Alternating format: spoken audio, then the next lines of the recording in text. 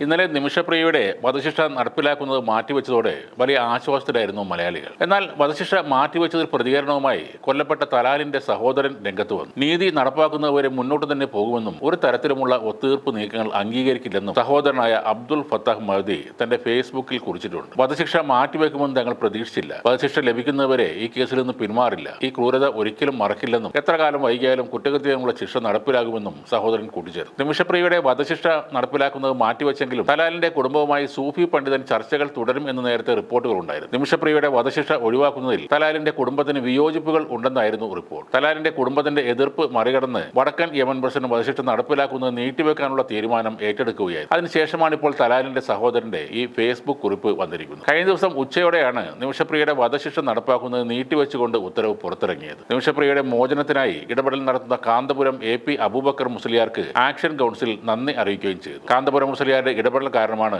നിമിഷപ്രിയയെ മോചിപ്പിക്കാനുള്ള അനൌദ്യോഗിക ചർച്ചകൾക്ക് തുടക്കമായത്. കാന്തപുരത്തിന്റെ സുഹൃത്തായ യമനിലെ പ്രമുഖ സൂഫി പണ്ഡിതനായ ഷെയ്ഖ് ഹബീബ് ഉമർ ബിൻ ഹഫീസുൾ ഈ വിഷയത്തിൽ ഇടപെട്ടതോടെയാണ് കാര്യങ്ങൾ വേഗത്തിലായത്. ഉത്തര യമനിലെ ഗോത്ര വിഭാഗങ്ങൾക്കിടയിൽ വൈകാരികത ആളിക്കത്തിയ വിഷയമായിരുന്നു തലാലിന്റെ കൊലപാതകം. ഈ പശ്ചാത്തലത്തിൽ തലാലിന്റെ കുടുംബവുമായി സംസാരിക്കാൻ കഴിയാത്ത ഒരു സാഹചര്യം ഉണ്ടായിരുന്നു. എന്നാൽ കാന്തപുരത്തിന്റെ ഇടപെടലോടെ കുടുംബവുമായി സംസാരിക്കാൻ സാധിക്കും. അതാണ് നിമിഷപ്രിയയുടെ വധശിക്ഷ നീട്ടിവെക്കുന്ന നീക്കങ്ങളിൽ ഏറ്റവും നിർണായകമായത്. യമനിലെ രാഷ്ട്രീയത്തിലും നീതിന്യായ വ്യവസ്ഥയിലും ഗോത്ര നേതാക്കൾക്ക് വലിയ സ്വാധീനമുണ്ട്. ദിയാധനം സ്വീകരിക്കുന്നതിലും നിരസിക്കുന്നതിലുമുള്ള ഇവരുടെ പങ്ക് ഏറെ നിർണായകമാണ്. പലപ്പോഴും ദിയാധനം സ്വീകരിക്കാൻ കുടുംബവും ഗോത്രവും വിസമ്മതിച്ചതുമായി ബന്ധപ്പെട്ട് വലിയ സംഘർഷങ്ങളും അവിടെ ഉണ്ടായിട്ടുണ്ട്. പലപ്പോഴും ഇത്തരം സംഭവങ്ങൾ കുടിപ്പകയിലേക്ക് മാറാറുണ്ട്. നിമിഷപ്രിയയുടെ കേസിൽ കൊല്ലപ്പെട്ട തലാൽ അബ്ദോ മെഹദിയുടെ കുടുംബത്തിലെ ചില അംഗങ്ങൾ ദിയാധനം സ്വീകരിക്കാൻ വിസമ്മതിക്കുന്നുണ്ട്. അതും വളരെ നിർണായകമാണ്. കാരണം ഒരു കുടുംബത്തിലെ എല്ലാ അംഗങ്ങളും അംഗീകരിച്ചാൽ മാത്രമേ ദിയാധനം വാങ്ങി കേസ് ഒത്തുതീർപ്പാക്കാനും വധശിക്ഷയിൽ നിന്ന് മോചനം നേടാനും സാധിക്കും. എന്നാൽ മെഹദിയുടെ കുടുംബം ദിയാധനം വാങ്ങാൻ കൂട്ടാക്കുന്നില്ല എന്നിടത്താണ് പ്രശ്നം. മുഴുവൻ കുടുംബവും അംഗീകരിക്കണം എന്നാണ് ചട്ടം. മുഴുവൻ കുടുംബം എന്നാൽ അച്ഛൻ, അമ്മ, സഹോദരങ്ങൾ, കസിൻസ് തുടങ്ങിയവരെല്ലാം പെടും. ഓരോ ഗോത്രവിഭാഗത്തിന് ഓരോ ചട്ടങ്ങളുണ്ട്. ഇതനുസരിച്ച് ഉൾപ്പെടുന്ന ബന്ധുക്കളിലും മാറ്റം വരും. ഇനിയും ആളുകൾ കൂടിയേക്കാം. കൂടാതെ മരിച്ചയാളുടെ അനന്തരാവകാശികൾ എന്ത് നിലപാടെടുക്കുന്നു എന്നതും പ്രധാനമാണ്. ഇവർക്കെല്ലാം പുറമെയാണ്